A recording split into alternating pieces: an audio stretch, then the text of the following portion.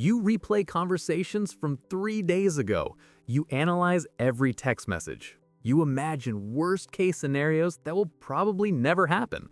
Your brain won't shut off, and it's exhausting. Here's the truth. 73% of people aged 25 to 35 overthink everything, but that number drops to just 20% after age 60. So what changes? It's not age. It's not maturity. It's these 10 small shifts people accidentally discover over time. Once you know them, you can end overthinking without waiting decades.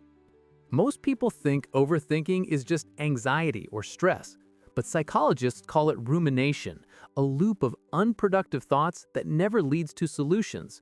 Overthinking releases cortisol, the stress hormone.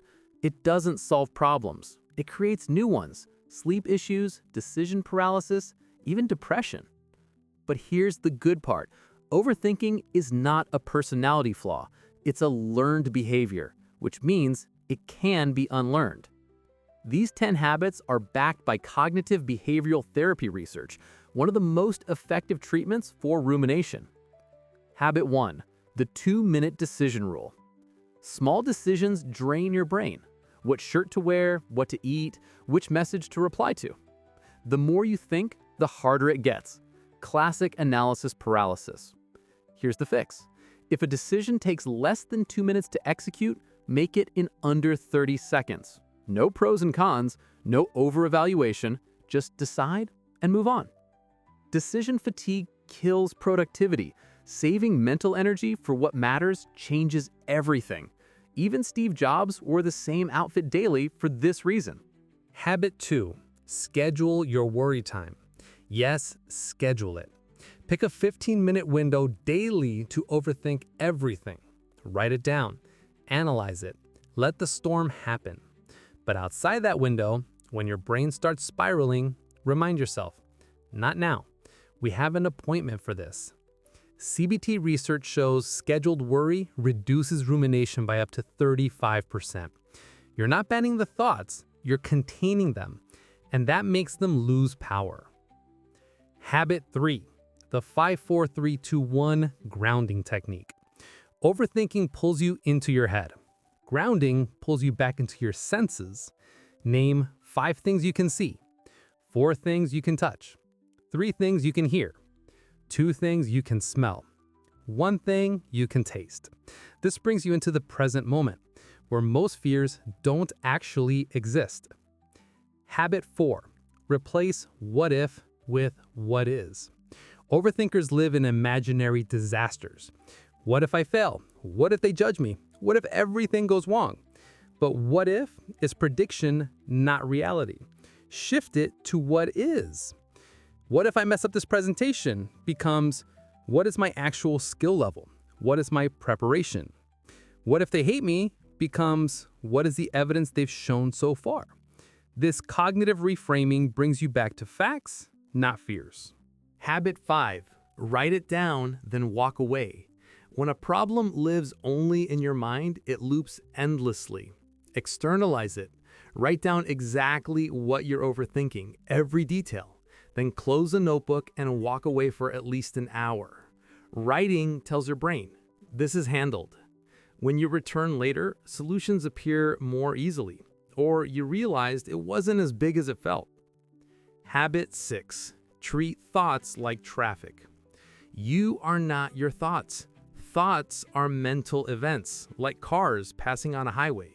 Some are loud, some are chaotic, but you don't have to get into every car. When an overthinking thought appears, observe it. There's that job worry again, and let it pass. This is metacognitive awareness, observing thoughts without engaging. Studies show it reduces rumination far better than trying to force thoughts to stop. Habit 7. The 10-minute movement reset. Overthinking tenses your body. Your breathing gets shallow, your nervous system goes into fight or flight, and when your body feels unsafe, your brain starts searching for danger, fueling more overthinking. The reset is simple. Move. Walk for 10 minutes. Do stretching, jumping jacks, dancing, anything. Movement signals safety to your brain, lowers cortisol, and breaks the cycle. Habit 8. Productive worry versus unproductive worry. Ask yourself 3 questions. Is this problem solvable right now? Is there a specific action I can take? Is this worry helping me or draining me? If all answers are no, let it go. It's unproductive. If yes, write down one actionable step and do it. Even tiny progress kills rumination. Habit 9. Set a hard stop for repeated thoughts. If you've thought about something 3 times and you still have no answer, thinking about it a 4th time won't magically create one. Create a rule. When you catch the same thought for the 3rd time, say out loud, "I've already thought about this. I choose to stop." This is mental boundary setting. With repetition, your brain learns to respect the limit. Habit 10. Embrace the gray area. Overthinking thrives on extremes: success or failure, loved or hated, perfect or disaster. Reality lives in the middle. You can mess up and still be competent. Someone can disagree and still respect you. A day can be hard and still have good moments. When you stop expecting perfection, your brain stops panicking. Balance is where peace lives. Overthinking isn't a life sentence, it's a habit, and every habit can be changed. The goal isn't to think less, it's to think differently. Give your thoughts boundaries. Question them instead of believing them. Move your body when your mind gets stuck. Let go of perfection and embrace uncertainty. Overthinking doesn't protect you from bad outcomes. It only steals your present moment. And life happens here, not in the imaginary disaster 3 steps ahead. Which of these 10 habits will you try first?